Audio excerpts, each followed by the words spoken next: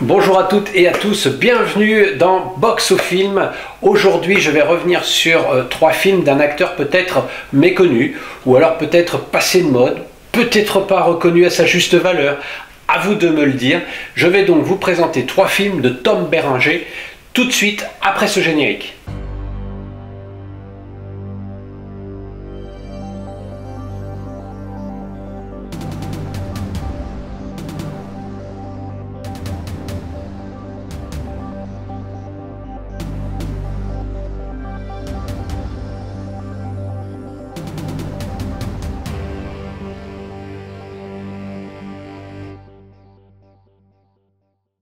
Alors pourquoi choisir de parler de cet acteur qui vient de fêter ses 75 ans?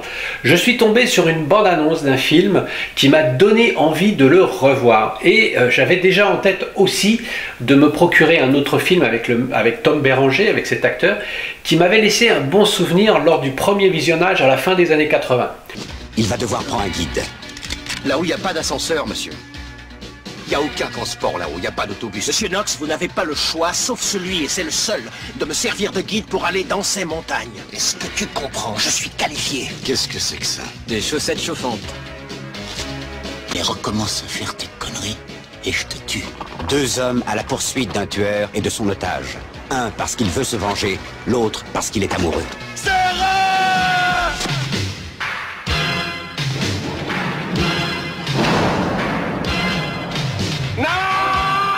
Deux hommes coincés entre ciel et terre. Sidney Poitier. Bresson, éloignez-vous!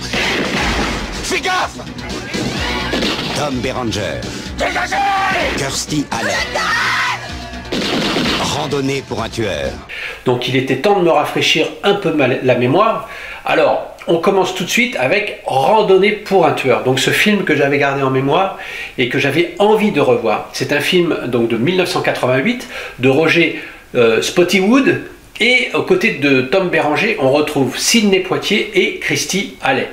L'histoire est assez simple, c'est un homme qui prend en otage la femme d'un bijoutier dont il réclame le plus rapidement possible un sac de diamants. Il arrive à s'échapper tout en démontrant sa détermination face à l'agent du FBI qui essaie de négocier. Il tue donc un premier otage qui est la domestique de la famille, puis la fameuse épouse du diamantaire. Commence alors une course-poursuite qui les mènera jusqu'à la frontière canadienne. Le film obtient la très bonne note, je trouve, de 3,3 sur 5, mais ça pourrait être meilleur, faut se l'avouer. Avec un budget de 15 millions de dollars, il en remporte 30. Donc, il y a un point qu'il faut quand même mentionner, c'est qu'à cette époque, il y avait encore les vidéoclubs. Ça marchait du tonnerre de feu. Il y avait encore pas mal de ventes de supports physiques, ce qui permettait au studio de doubler la mise, entre guillemets, après la sortie cinéma. Donc en fait, un film qui pouvait rapporter 30 millions, pouvait en rapporter tout autant avec les supports physiques. Bien sûr, tout cela a changé, l'industrie du cinéma a complètement évolué aujourd'hui. On sait très bien que le support physique est de moins en moins rentable pour les studios. Il y a les streamings, il y a les plateformes et de moins en moins de ventes. Donc, est-ce que ça va perdurer? C'est ça tout le souci. Quel plaisir de revoir ce film, mais quel plaisir! On s'attarde déjà sur l'affiche. Alors, on a envie de le découvrir rien qu'en la regardant. Elle est prometteuse, elle n'en dévoile pas trop, mais elle nous plonge tout de suite dans une ambiance de grands espaces, d'aventure. Elle nous présente une distribution solide, la valeur sûre, l'ancien, on va dire, Sidney Poitier, qui est donc secondé par l'homme du jour, Tom Berenger, acteur qui a la cote dans la fin des années 80, et on a la belle Kirstie Alley.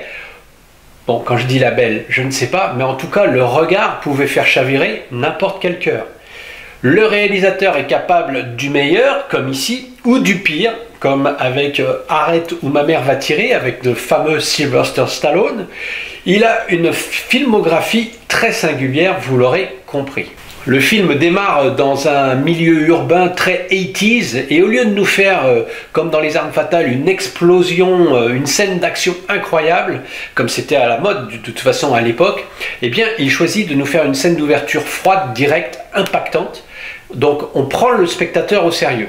La suite nous offre un récit qui ne s'embarrasse pas de détails. On avance car il faut avancer. Pour ne pas perdre le spectateur dans trop d'incohérences, il faut garder un certain rythme. Alors tout va vite. On aurait pu croire que le réalisateur allait jouer sur l'identité du tueur, que nous ne connaissons pas, jouer à nous donner des fausses pistes, créer un suspense jusqu'à la toute dernière confrontation. Mais non, il faut aller vite. Alors on se débarrasse de tous les personnages superflus et on continue le récit. On n'est pas étonné de retrouver Clancy Brown sous les traits du méchant, donc il avait l'habitude de jouer ces rôles-là. Rappelez-vous, c'était déjà lui dans Highlander qui voulait couper des têtes à tour de bras. Le duo Poitiers-Béranger fonctionne bien, deux personnalités bien trempées qui vont devoir s'apprivoiser. Et même si certains trouveront que les touches d'humour par-ci, par-là ne sont pas à propos, je trouve qu'elles tissent un lien entre les deux hommes et renforcent le duo. C'est donc un pur body movie qui savait si bien nous plaire dans ces années 80 et qui fonctionne encore parfaitement aujourd'hui. En tout cas, pour moi, ça fonctionne. As far as we're concerned, Gary Simmons is a real long shot. I'm Gary. Hi.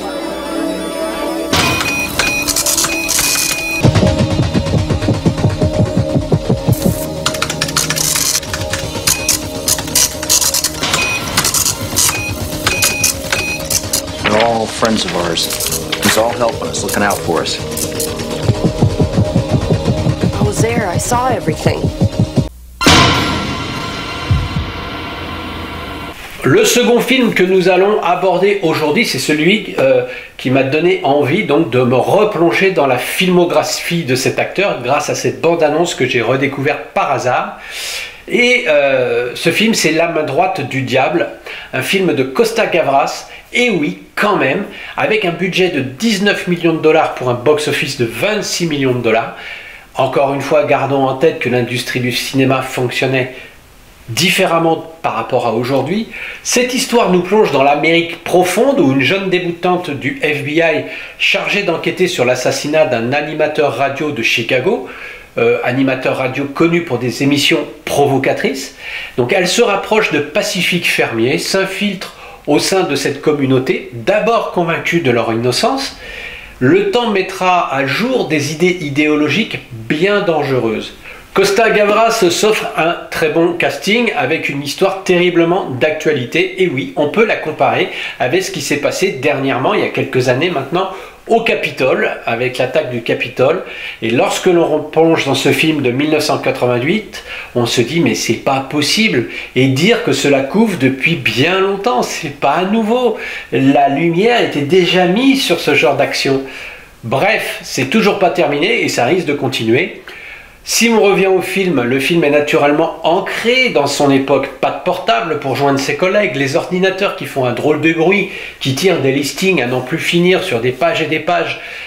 Mais bon, l'important il n'est pas là dans ce film. Le postulat du début, c'est que l'on se rend compte que ces fermiers d'une Amérique profonde, assez sympathiques, pour ensuite nous montrer bien, un autre visage. L'ombre du Ku Klux Klan est encore d'actualité, il est dans les parages, jusqu'au tournant où la violence et l'intolérance font place aux armes, celles-ci remplaçant les paroles et enfoncent davantage les doctrines dans les têtes des plus incrédules. Le rôle de Debra Winger, que l'on a forcément aimé dans Officier et Gentleman, tient toutes ses promesses, dans ses contradictions, dans ses tourments, dans ses questionnements et sa détermination. Le rôle de Tom Béranger est lui aussi impressionnant en interprétant un homme simple, du terroir, mais dont les actes sont aussi répréhensifs qu'imprévisibles.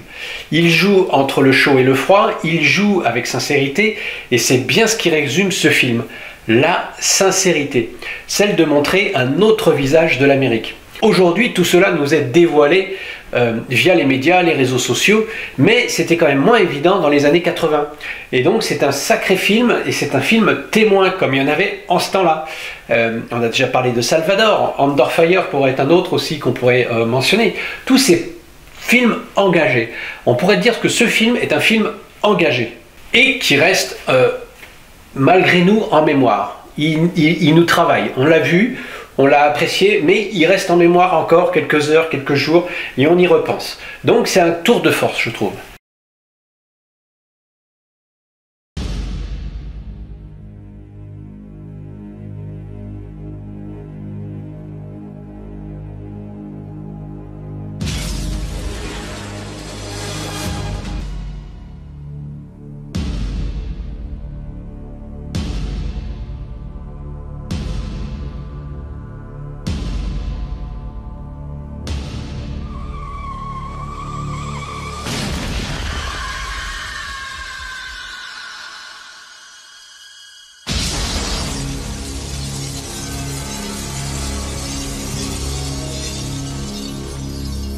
Pour le dernier film, aujourd'hui, on va aller du côté des années 90, mais tout juste passé. On parle d'un film de 1991. Ce film s'appelle Trouble. Il est réalisé par Wolfgang Petersen, pas vraiment un amateur derrière la caméra. Un bon 3,6 sur 5 sur le site Allociné. Et malgré un budget de 22 millions, il n'en récoltera que la moitié au box-office. Alors, est-ce que ça veut dire que le film est mauvais pour autant? Eh bien, je ne pense pas.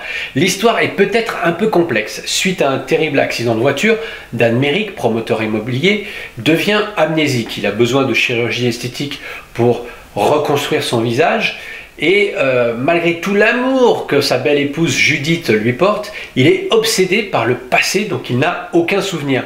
Donc sa quête, son enquête, le mènera à découvrir des choses surprenantes.